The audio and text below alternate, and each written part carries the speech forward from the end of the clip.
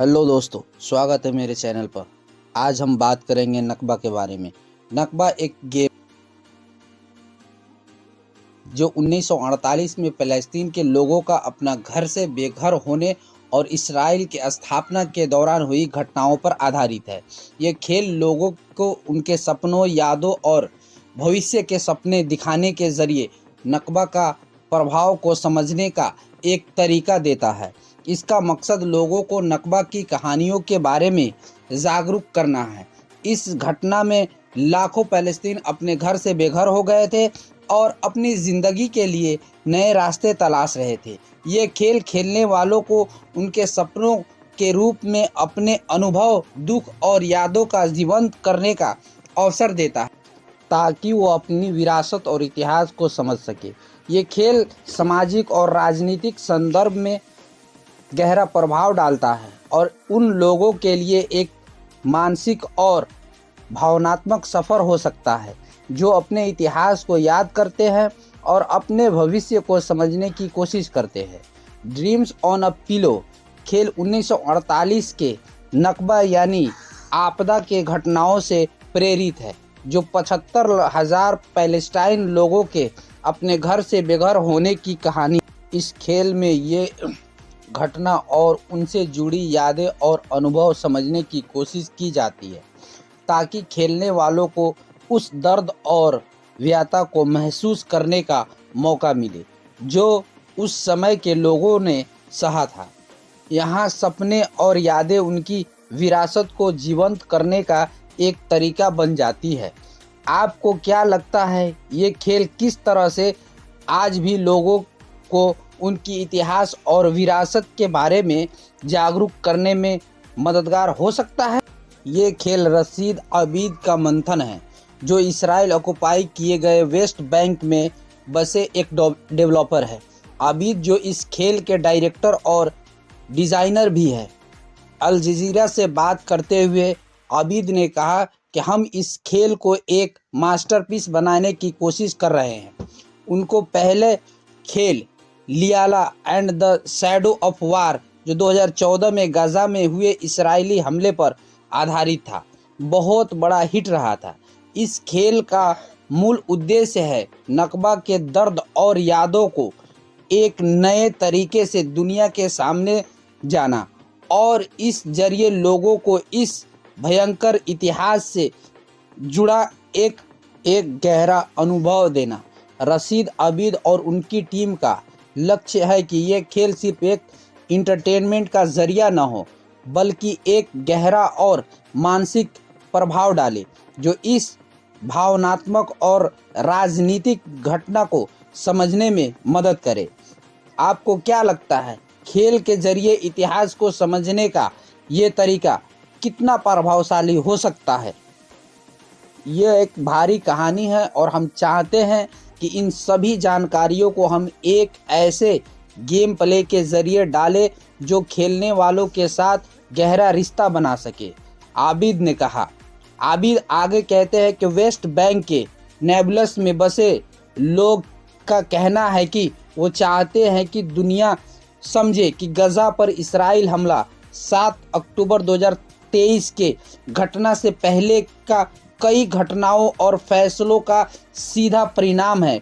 उनका ये मानना है कि गाज़ा पर जो कुछ हो रहा है उसका संबंध पुरानी राजनीतिक और ऐतिहासिक घटनाओं से है और इस खेल के माध्यम से वो उस कहानी को दुनिया के सामने लाना चाहते हैं। यह बात अब आज के समय में और भी महत्वपूर्ण हो जाती है, जब हम देख रहे हैं कि पुरानी घटनाओं से कैसे आज के सामाजिक और राजनीतिक प्रश्नों को प्रभावित कर रही हैं। क्या आपको लगता है कि वीडियो गेम इस प्रकार के कॉम्प्लेक्स और सेंसिटिव इशू को समझने में मददगार हो सकते हैं?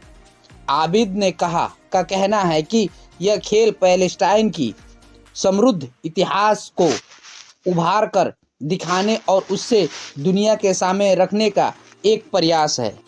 अपने पिछले सफलता के बावजूद उन्हें पारंपरिक फंडर्स से पैसा मिलने में काफ़ी मुश्किलें आई, इसलिए उन्हें लॉन्च गुड पर क्राउड फंडिंग का सहारा लिया। जो एक विश्वव्यापी क्राउड फंडिंग प्लेटफॉर्म है जो दुनिया भर में मुस्लिम कम्युनिटीज़ को सपोर्ट करता है।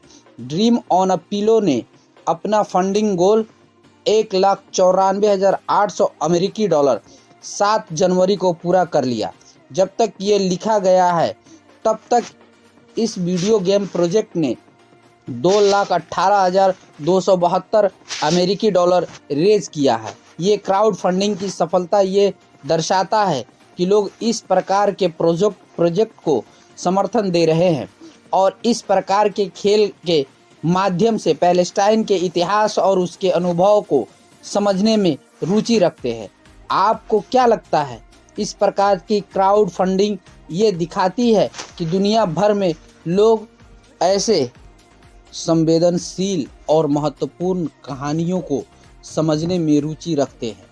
खेल के लिए जो भी अभी तक फंडिंग मिली है वो डेवलपमेंट शुरू करने के लिए काफ़ी है और पहले साल के खर्च जैसे सैलरीज, आउटसोर्सिंग और एसेट क्रिएशन को कवर करने के लिए भी काफ़ी होगी। अवैध के मुताबिक लॉन्च गुड क्राउड फंडिंग के लिए एक ऐसा विकल्प बनकर उभरा है जो उनके लिए काफ़ी उपयोगी साबित हुआ, क्योंकि कई main stream crowd funding platform ने उनकी मदद करने से इनकार कर दिया। पैलेस्टाइन से जुड़ी कंटेंट को अक्सर ज़्यादा नज़रबंदी का सामना करना पड़ता है और कुछ मामलों में तो उसे पूरी तरह से बैन भी कर दिया जाता है। प्रो पैलेस्टाइन कंटेंट को सेंसरशिप या शैडो बैनिंग का सामना करना पड़ता है जो कई बार सबूत के रूप में सामने आता है। ये सब घटनाएं ये दर्शाती है कि कैसे पैलेस्टाइन से जुड़ी बातों को डिजिटल प्लेटफॉर्म पर रोकने की कोशिश की जा रही है। आपको क्या लगता है?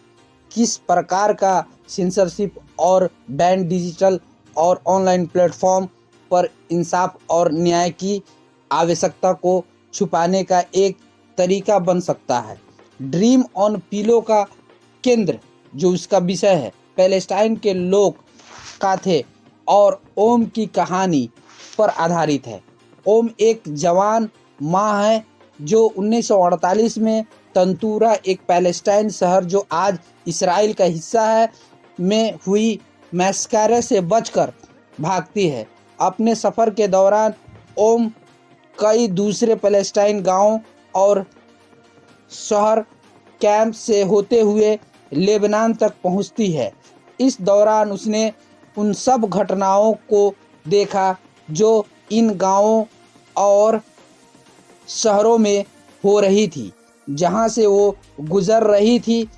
आबेद के अनुसार यह सफ़र एक पारदर्शक के रूप में काम करता है जिसके जरिए हम इस कठिन और कठोर समय में होने वाली व्यक्ति के अनुभव को और उस व्यापक इतिहास के संदर्भ को समझ सकते हैं। ओम का सफ़र न सिर्फ उनके अपने दर्द और व्यथा को दिखाता है बल्कि यह पूरी पैलेस्टाइन की झटकने वाली यथार्थ को भी सामने लाता है। इस कहानी के ज़रिए खेल ये बताने की कोशिश करता है कि यह सिर्फ एक व्यक्ति का दर्द नहीं था बल्कि एक पूरे समुदाय और एक राष्ट्र के लिए एक गहरी मानसिक और भावनात्मक यात्रा थी। क्या आपको लगता है कि इस प्रकार के खेल लोगों को ज़्यादा गहराई से समझने में मदद हो सकते हैं जो कि इतिहास और मानव अनुभव को एक साथ जोड़ते हैं? तो दोस्तों, आपको ये कहानी कैसी लगी? अगर आपको ये कहानी अच्छी लगी, अगर आप चाहते हैं कि यूट्यूब इस वीडियो को दूसरों तक पहुंचाए, तो लाइक और सब्सक्राइब करें और बेल आइकन को भी दबा दें। धन्यवाद। खुश रहिए, आबाद रहिए।